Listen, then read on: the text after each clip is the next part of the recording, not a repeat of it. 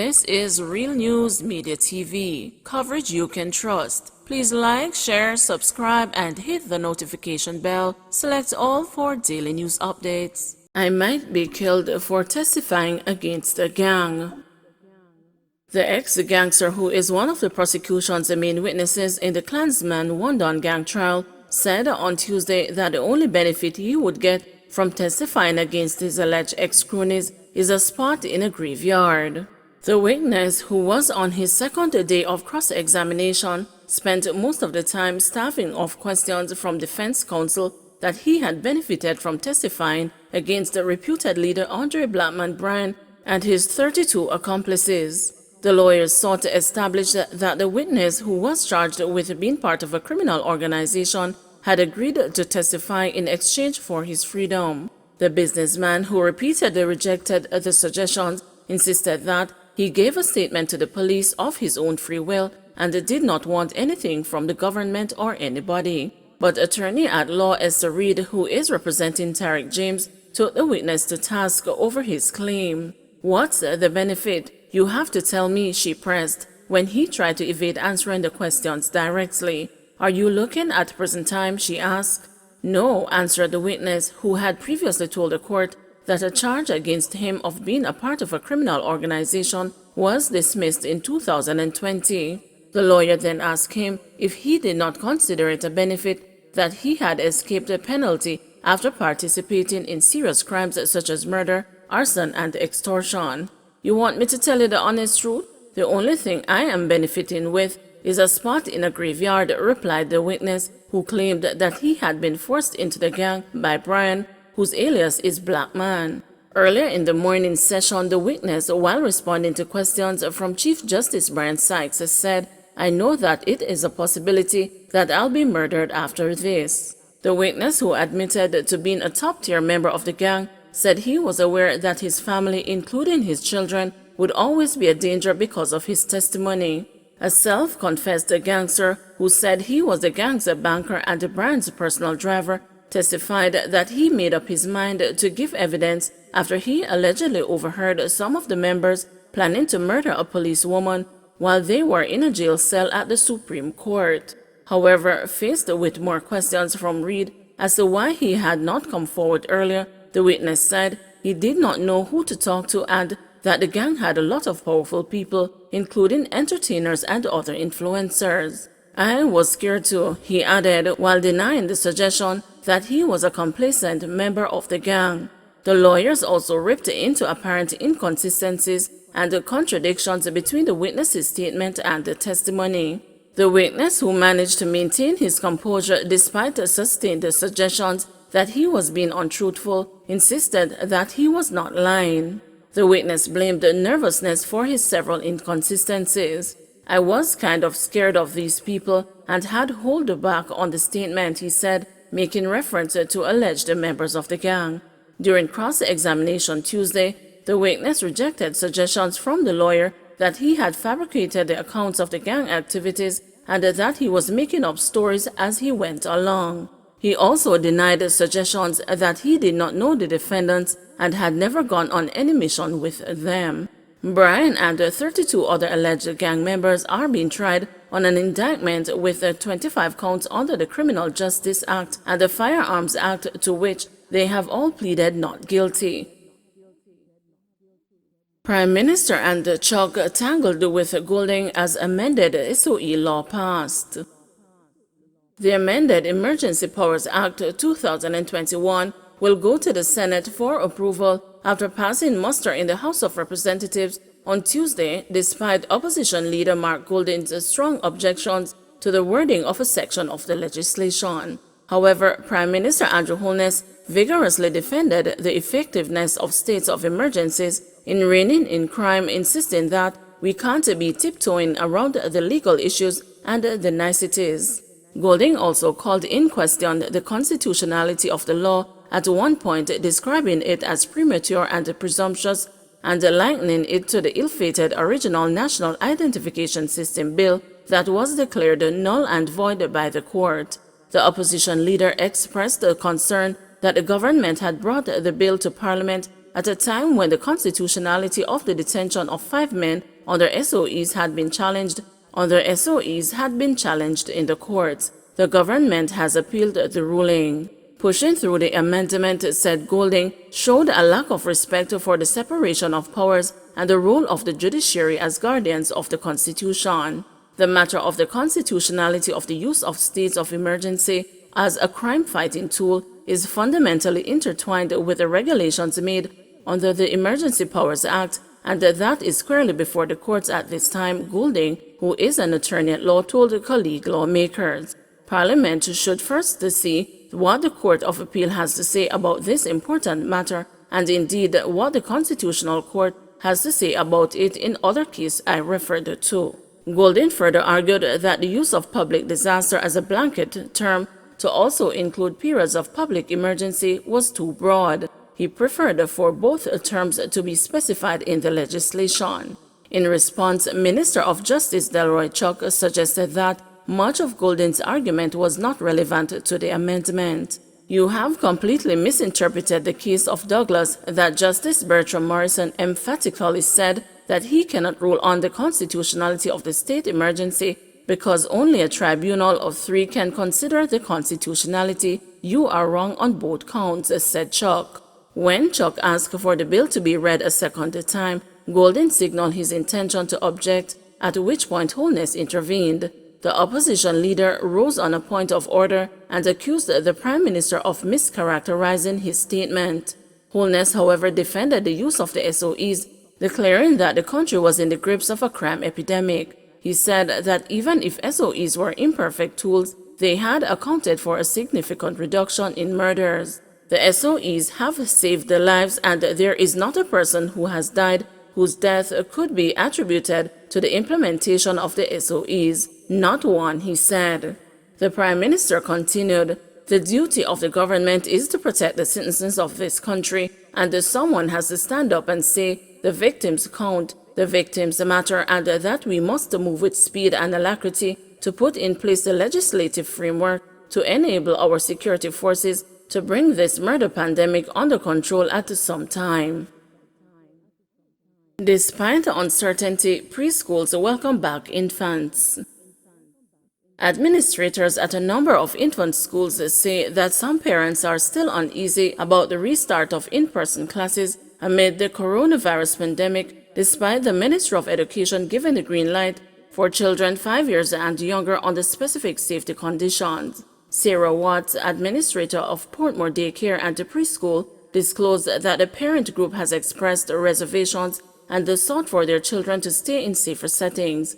As a result, the facility, which has been open since the end of September, has had a low turnout. However, those who previously had no alternative but to leave their children at home while they went to work are breathing a sigh of relief, as are principals who are overjoyed to meet their students in person. The parents are more than happy. They were just elated, said Nadine Cunningham, principal of Bright Sparks Nursery and the Learning Center, who spoke with the news on Monday. Bright Sparks Nursing and Learning Center had its first official face-to-face school day on Monday. Cunningham said she was grateful for the government's decision to allow for the resumption of in-person engagement for infants who, as well as their older children, have suffered discernible levels of learning loss. The Bright Sparks principal said that she noticed a decline in student performance. Most schools in Jamaica have remained shuttered since they were ordered closed in March 2020 when the first coronavirus case emerged. It is the first day back they were online, but getting them back, you really realize that, wow, nothing was going on for them. We have a lot of work to do, so we are up to it, said Cunningham. Watts, however, said that her school had not suffered a significant learning deficit. She credited a committed group of parents offering children lots of support with their studies. The process of teaching and learning in the COVID-19 era has been described by both administrators as time-consuming and difficult, as infants are often more desirous and needful of contact. Cunningham said the routine of maintaining discipline among very young children is physically exhausting. We are sanitizing like every hour, said the principal. Even though students were previously familiar with the protocols because they were taught online, Cunningham conceded that executing policy in face-to-face classes was no easy task. Though Jamaica has not approved the administering of COVID-19 vaccines to children under 12 years old, that has been a cause for great concern among administrators. Instead, they remain hopeful and convinced that their children will be safe if the correct protocols are followed. We just have to observe the protocols and pray and hope that them don't get it, because we really need to get them back into school, so we the adults have to do our part to ensure that they are protected, said Cunningham, adding that 2 of her staff are unvaccinated. Watts, who has also been vaccinated, was unable to comment on whether teachers at Portmore Daycare and Preschool have been inoculated. The preschool does not mandate vaccination among its staff. Alleged eyewitnesses called a pastor was handcuffed and wearing seatbelt inside a wrecked car. An alleged eyewitness to Monday's crash that claimed the life of controversial Pastor Kevin Smith of the Pathways International Kingdom Restoration Ministries has dismissed the allegations swirling in the public domain that he was not handcuffed while being transported by the police. In fact, Shari Hines told the news that the disgraced clergyman was the only person in the crashed vehicle that was wearing a seatbelt. Smith, according to the woman, was observed lying beside a deceased policeman, later identified as Constable Orlando Irons. Both men were in the back seat of the wrecked car, she said. Hines recalled on the day that she was driving on the Bogwalk bypass heading towards Linstead about 9:30 in the morning. I recall 3 vehicles going in the direction towards Linstead. I then heard the sirens and I kind of slowed down and pulled to the side of the road. The marked police vehicle went through the road fine, and then I saw the blue Toyota vehicle that was carrying Reverend Smith, she explained. The blue vehicle hit a small red vehicle in front of hers, swung to the right of me, which would have been its left because it was still coming in the opposite direction, and then from that right lane I just saw it started spinning. It spun twice before hitting the white van also in front of me. After it hit the white van, it spun one more time and ended up in the bushes, she told the news. After the unmarked Toyota car transporting Smith and the 3 other police officers crashed, the marked police car stopped, turned around, and went to the scene, she said. Hines said at that time a policewoman attired in plain clothes came out of the marked car and began crying. At that point, I said it was actually bad, she recalled. Initially, Hines said she did not realize 2 persons were at the back of the damaged vehicle, as her attention was focused on the 2 officers who were slumped over and bleeding profusely from the nose. Another officer from the marked vehicle secured the weapons and the phones of his injured colleagues, Hines said she observed, adding that she called an inspector at the Linstead police station to send assistance. Eventually, the driver was assisted out of the vehicle. By then, more onlookers had gathered at the scene shortly after the crash, she recounted. A gentleman came and looked in the vehicle and said, "No, the pastor man from Mobile. When I help him," and he eventually walked off, Hines shared, claiming that nobody wanted to help Smith. The pastor was being transported from Montego Bay to Kingston, where he was to be charged with 2 counts of murder, 2 counts of wounding with intent, and 1 count of illegal possession of firearm.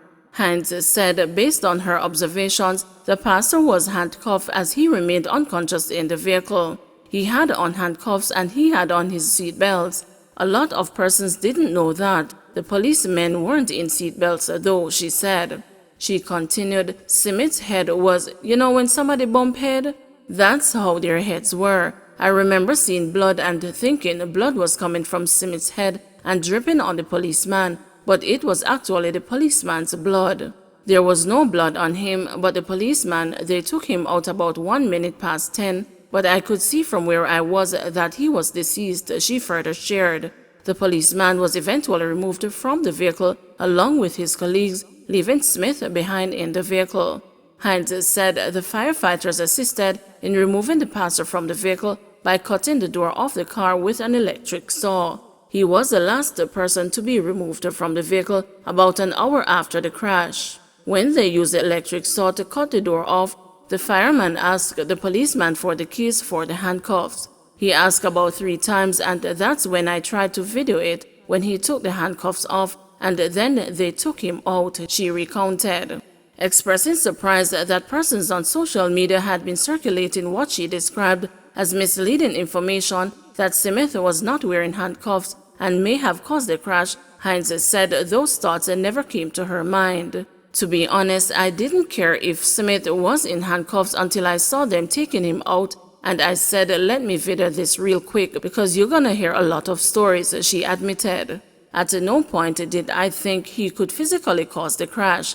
I could definitely think it was superstitious and unnatural powers, but I believed that with a car with 3 policemen, I don't believe that one person would cause havoc physically in it, or they would have lost the control of one person in the car, she opined. Regarding the cause of the crash, Hines said that some persons were speculating that one of the drivers in front of her did not pull over to the soft shoulder enough. But at the speed that they were going, if you pulled over to make one vehicle pass and the vehicle immediately behind you was speeding with it, then you would have already been on the soft shoulder to give way to both vehicles. You wouldn't have pulled back in the road after one vehicle passed, she explained. Hines was, however, quick to point out that she did not know whether the speeding caused the crash, but she was of the view that it was not caused by the vehicles being in the way either, as the roadway was wide enough. In the meantime, Hines said she was shaken up by the ordeal of witnessing the crash. She said that at first I really was angry because I didn't know that the vehicle was a part of the vehicle going with the marked police vehicle.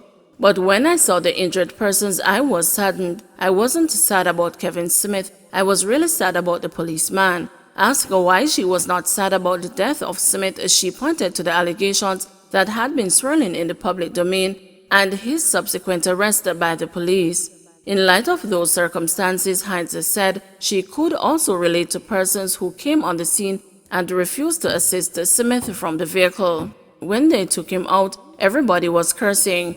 There were cameras hanging over him everywhere. Everybody was just angry, she related. Everybody else who were involved in the crash were removed just fine. There was no convergence of people. The police said no video cameras and nothing. But when Kevin Smith was being removed, nobody stopped anybody from videoing. Everyone was cursing, she said. Don't forget to like, share, subscribe, and hit the notification bell. Select all for daily news updates.